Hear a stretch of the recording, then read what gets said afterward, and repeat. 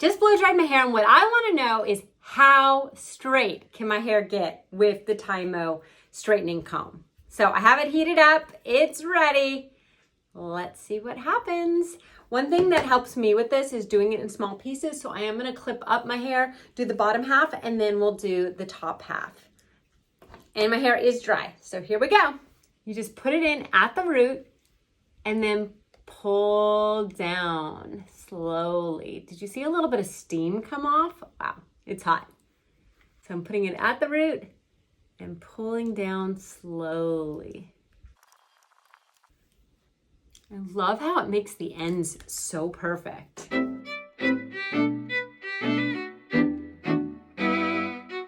One thing to be aware of, I started noticing this wasn't as hot. My finger had accidentally turned it off. So when you hold it, just make sure you don't hit those buttons because they can turn on and off kind of too easily, in my opinion. Oh yeah, it's really hot now.